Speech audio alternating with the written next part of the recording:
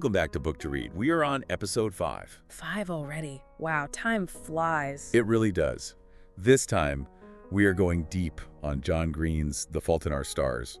Oh, yeah. The one that everyone says is a real tearjerker. Exactly. Yeah. But I think there's more to it than just the sad stuff, don't you think? Absolutely. I think it's a book that makes you really think about life, like what it all means. Exactly. So for anyone out there who hasn't read it yet, the story's about these two teenagers, Hazel and Augustus. They meet at a cancer support group. Not your typical love story, huh? Definitely not. But that's John Green for you, right?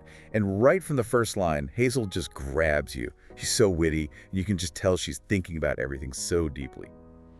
She says, "Late in the winter of my 17th year, my mother decided I was depressed. Presumably because I rarely left the house, spent quite a lot of time in bed, read the same book over and over, ate infrequently, and devoted quite a bit of my abundant free time to thinking about death." What do you think about that opening? It's interesting how she kind of turns the idea of depression on its head, She's saying she's not depressed because of the cancer itself, but because everyone's going to die eventually. Right. It's deep stuff. And it really sets the stage for her whole character, for how she sees the world. Yeah, she's not going to let her illness define her or let people tell her how she should feel. Exactly. And, the oxygen tank she has to carry around, it's like more than just a medical thing, right? Totally. It's like a symbol. Almost another character. Yes. It shows how much she's carrying, both physically, but also emotionally. It kind of sets her apart, makes her constantly aware of her own, fragility, I guess. Makes you think about what we all carry around. Yeah. Even if we don't have a literal oxygen tank. That's so true. Everyone has their own burdens. Yeah. And then there's the support group. It's such a unique setting for a story. It is. It's supposed to be this place where people can connect, but it's also got this weird, almost uncomfortable vibe with all the talk about fighting and battling cancer. It feels kind of forced, right? Yeah. Like how society often tries to deal with illness. Like, you always have to be positive no matter what. And Hazel, she calls it out. Like when she talks about human oblivion. Yes. It's like she's dropping a truth bomb in the middle of this space where everyone's supposed to be all hopeful and cheerful. And that honesty, that's part of what draws Augustus to her, right? He's instantly intrigued by her, by how sharp and real she is. Definitely. And let's be honest, he's pretty charming himself. Oh, yeah. Who wouldn't be drawn to a guy quoting philosophers and looking at you like you're the only person in the room? He has a way about him, but it's more than just charm, isn't it? Right. He challenges Hazel intellectually, pushes her to think in new ways. He sees something in her, even when she doubts herself. I love how he encourages her to step outside her comfort zone, which brings us to An Imperial Affliction. Oh yeah, the book within the book. It becomes this big obsession for both of them. More than just a book, though. It's like a reflection of their own lives, their search for meaning, trying to understand what happens after the story ends, It's like holding a mirror up to their own experiences. The unfinished ending, it leaves them wanting more, craving closure, and, of course, it's what sparks their trip to Amsterdam. To meet the author, Peter Van Houten. The mysterious, reclusive author. Speaking of journeys, have you heard of Bookspace? Wait, is that the app for book lovers? It is. If you're on a journey to find your own little book haven, you need to check out Bookspace. It's a place to connect with other readers, talk about your favorite books, share quotes. You can even organize your own virtual library. So it's like a giant online book club. Kind of. Imagine discussing The Fault in Our Stars on Bookspace with other people who love it as much as we do. You can dive into the symbolism, analyze Hazel and Augustus, share your own personal connections to the story. Okay, that actually sounds really cool. I might have to check that out. Now, back to Amsterdam. Oh yes, Amsterdam. This trip is a big deal for Hazel and Augustus.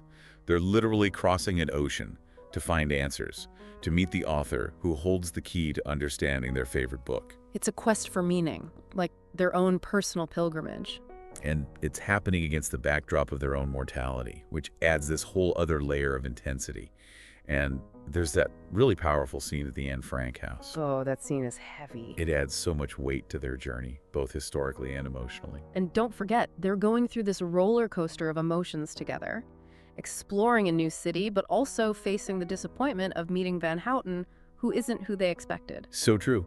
Their relationship is being tested and strengthened at the same time. Definitely. Okay, before we go any further, we have to talk about Caroline Mathers. Augustus's ex-girlfriend. Yeah, the one who died of brain cancer. Her presence kind of hangs over Hazel and Augustus. It does, adds a layer of grief and loss to their story. Caroline's story is important because it shows us more of who Augustus is. He's not just this perfect boyfriend. He's carrying this weight from his past. It makes you wonder, is he really over her? Or is he looking for solace in Hazel, trying to outrun his grief? It's a question Hazel asks herself, too. It definitely makes their relationship more complex. It reminds us that everyone carries their past with them and how it affects how they love. I love how, even in the middle of this intense romance, Hazel doesn't shy away from challenging big ideas. Remember when she questions Maslow's hierarchy of needs? Oh, yeah, right. She argues that the need for art, for philosophy, it doesn't go away just because you're sick. It's a powerful moment. It shows the resilience of the human spirit. Exactly. Hazel and Augustus, they aren't just focused on surviving. They're searching for beauty, for connection. They want to engage with life on a deeper level. It's like their love for each other and for an imperial affliction pushes them to want more from life. And that brings us to one of the most interesting and kind of heartbreaking themes in the book, the idea of a last good day. That we might have a last good day without realizing it. It's such a powerful idea. Makes you think about how we define a good day, doesn't it? It does. What really matters. Right. Is it the big moments or those quiet times with people you love? I think that's a good place to pause for now. Yeah, we've covered a lot. From Hazel's personality to the ups and downs of her relationship with Augustus and all the big questions they face about life, love, and loss. The Fault in Our Stars really makes you think. One of the things that stays with me about The Fault in Our Stars is that idea of finding beauty even in the middle of tough times. Yeah, those moments that make everything else fade away, even just for a little bit. Exactly, like those little sparks of joy, even when you're surrounded by hardship and stuff. Hazel and Augustus, they're really good at that, finding those moments. They are, like that scene in Amsterdam at the restaurant. And the waiter pours them champagne. And he says, "Come quickly, I am tasting the stars." Do you remember that? Oh, yeah. It gets me every time. Me too.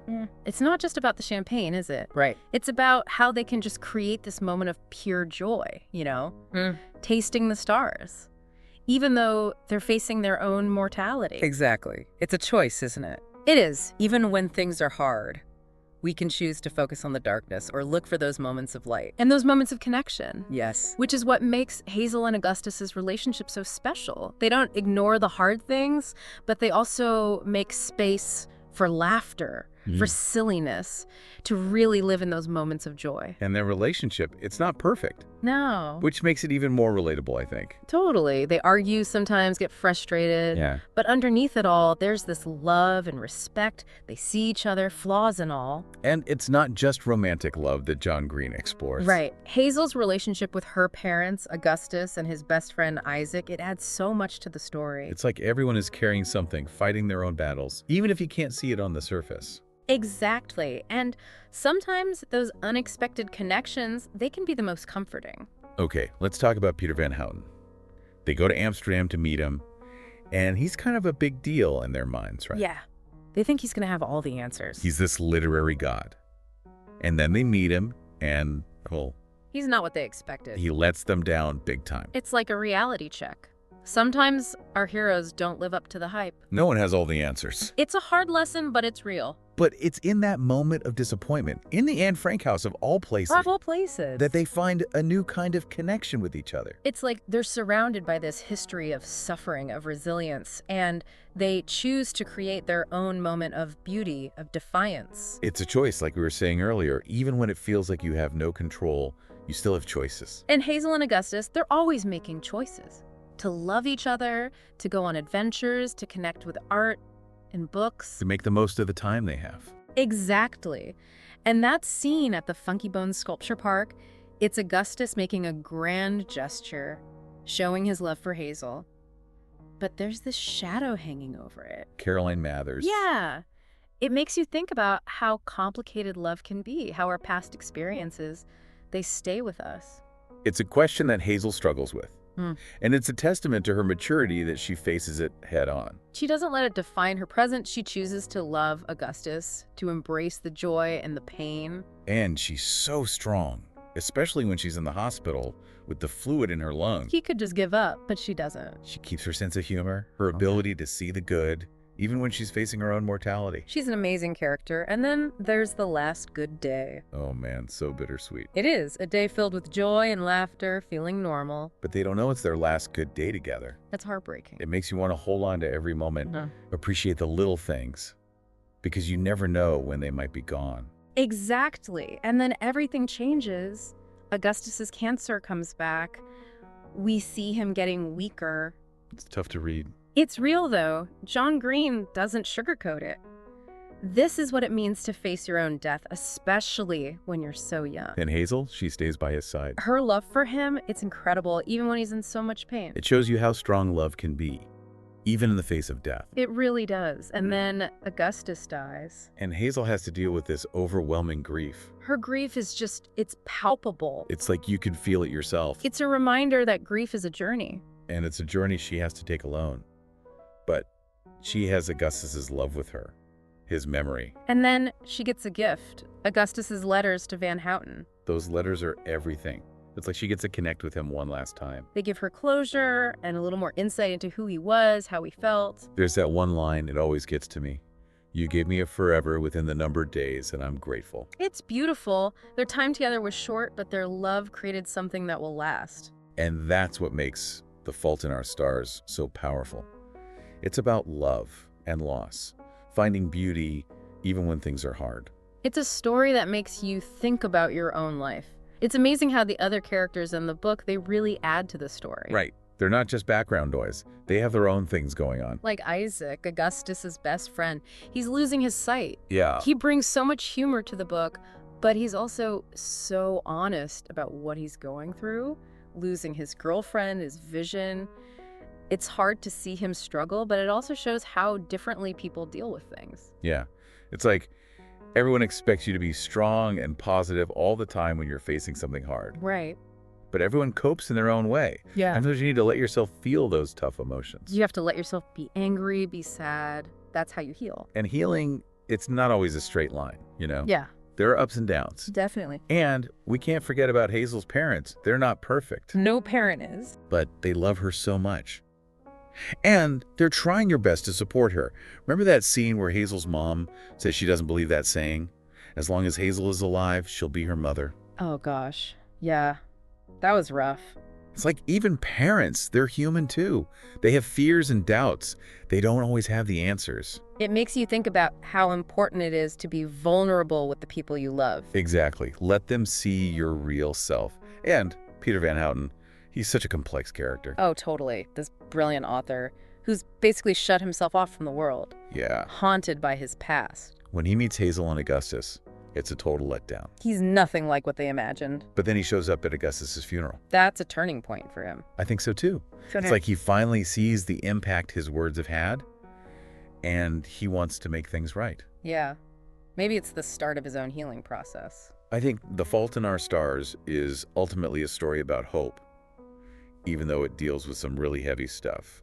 It reminds you that there's still beauty in the world, even when things are hard, and that love is powerful. You have to cherish those moments, the small ones, the big ones. It's about embracing life, even with all its imperfections. And if you want to keep talking about The Fault in Our Stars, you know where to go. Bookspace. It's the perfect place to connect with other readers, share your thoughts and feelings about this incredible book, so download the app and keep the conversation going. And until next time, keep reading, keep exploring those great books out there. And as Hazel and Augustus taught us, it's okay to let yourself feel it all, the good and the bad. That's what makes life real.